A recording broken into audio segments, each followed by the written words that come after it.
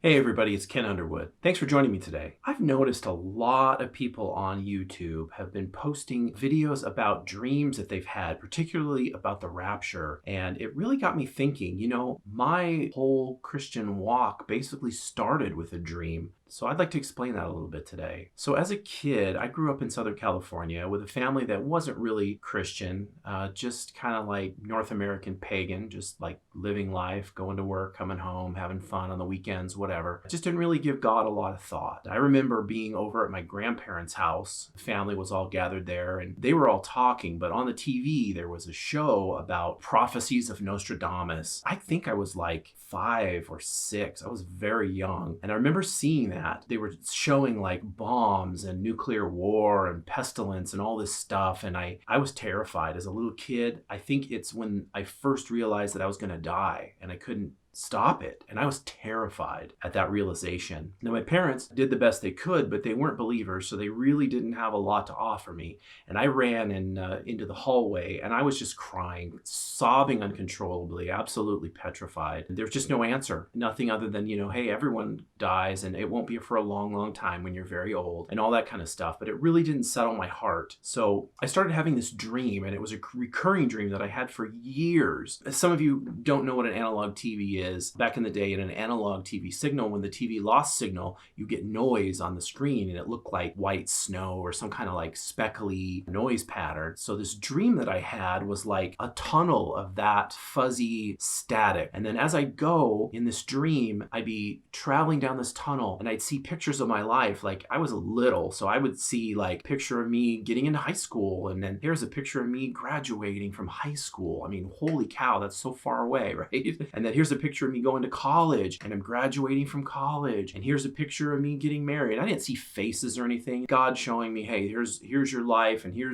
getting married and you're raising your kids. And then another picture would come, and as I was getting older in my dream and seeing further, it would just go faster and faster, and these pictures would just start coming faster and faster. I'd see myself at work and having success. And then here I'd be with a grandchild on my knee, and here I am retiring. And then suddenly at the end of the tunnel, this brick wall would come and it would smash me right in the face every single time. And right then I would wake up terrified. I mean, I can't tell you how many nights that I woke up crying and scared because I knew death was coming and I couldn't stop it, and there's no way to avoid it. So over the years, I had this dream over and over and over. At the same time, my mother started going to Knott Avenue Christian Church down in Southern California, and I heard the gospel. I got saved and I was baptized at Knott Avenue Christian Church, and it was great. Me and my sister and my cousin all got baptized on the same day. And I remember coming out of that water just feeling renewed. But that fear of death and that fear of pending doom never left me. Even though I was saved, even though I was born again, and I'm confident that Jesus would save my soul, I didn't have peace. And so I kept having the dream, kept having the dream, kept having the dream. Finally,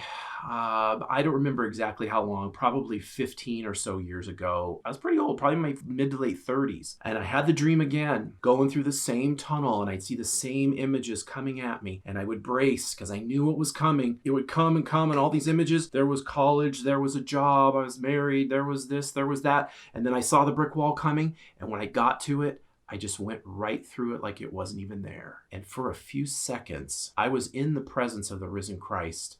It was magnificent. I have never felt peace like that. I've never felt safety like that. I don't know how long the dream lasted. I was in his presence and I was at rest. As I woke up from this particular dream, I remember waking up with the biggest smile on my face ever. Like, I remember waking up, instead of being terrified and being startled awake, I woke up with peace and a smile. And I knew that Jesus had me. It was his way of saying, yes, I've got you. Salvation is yours and you will be okay. And that was such a blessing. The reason I want to bring that up today is because of all the dreams that I've seen people having. The scriptures say that in those days that your old men, or what is it? How does it go? It goes, I don't remember. I guess I should look that up. It's kind of important. Let me go to my Bible app. Hold on a second. Yeah, so the quote is from Joel 2:28, and it's reiterated in Acts. It says, "In the last days, God says, I will pour out my spirit on all people. Your sons and daughters will prophesy. Your young men will see visions, and your old men will dream dreams." And I have seen that happening on YouTube. I don't know if you've seen it, but there are a ton of people having dreams about the rapture. Not just people in the United States, though that is primarily what I'm seeing on my YouTube feed. I have seen a lot of videos talking about people in the Middle East and Iran and Iraq in those areas having dreams about Jesus. That Jesus is really active and pouring himself out right now into the minds and hearts of people all over the world, getting himself a remnant, that he's preparing for his coming. I'm just encouraged by that, and I hope that you will be too. We've waited for the return of Christ for thousands of years, and yeah, people have always said it could be any time, but my brothers and sisters, you really have to be aware of the season that we're in. God doesn't expect us to know the day or the hour, but he does expect us to know the season. When Jesus was talking, he said, when you see these things begin to come to pass, look up, for your salvation is near. So he's telling us that when you start to see these things happen, you can know that the season is near and that you should look up and you should prepare yourself. I had mentioned a few weeks ago about salvation, that salvation is not something that you can work for, and it's not something that you can earn. That God gives it to you as a free gift, and that us trying to bolt stuff onto it is really defeating what the work is that he's done for us. With that said, there's something different between salvation and sanctification.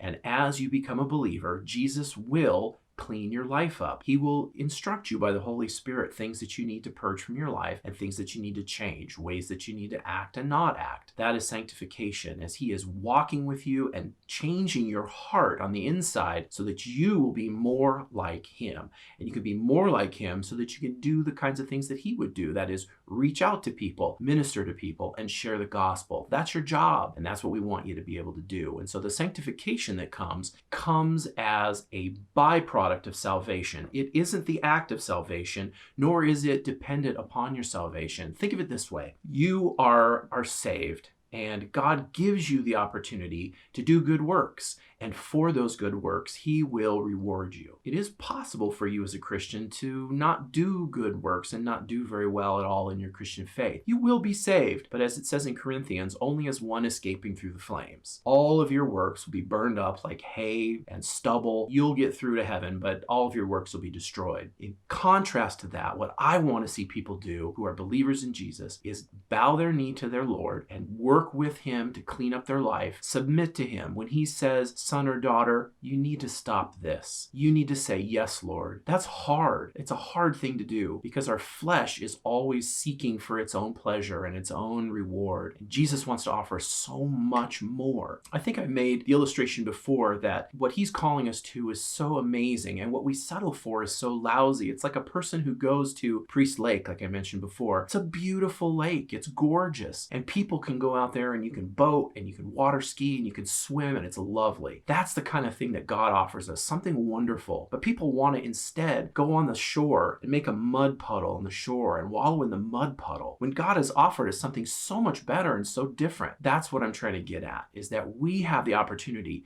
to partner with God, to be transformed into his image, and then to share the gospel with others. And Jesus will allow us to be partakers in the work that he's done. Isn't that crazy? It's so cool. I hope that you'll be encouraged, and I hope that you'll be blessed, and I pray that you will take this opportunity to share your faith with someone who doesn't know. At church today, we talked about eating as part of a ministry outreach. They use the BLESS acronym. That is, begin with prayer, listen to them, eat with them, serve them, and then have an opportunity to share your story. That's BLESS. This week at church, we talked about the eating portion. Why not invite your neighbors over for some food? Why not have them over for a picnic or something? I don't know. It doesn't have to be anything fancy. You don't have to roll out the red carpet. Don't think of it as entertaining. Think of it as just hosting. You're just inviting them over. And then you get an opportunity to listen to them, and you get an opportunity to serve them, and hopefully you'll get an opportunity to share your story with them. Your story is powerful. No matter what you think, your story is impactful for somebody. It may not be impactful for everybody, but there are people out there that you can reach with your story. Don't feel like you have to get them all the way from not knowing anything about God all the way to salvation in 1 week. It's not your job to plant and water and harvest all at the same time. If you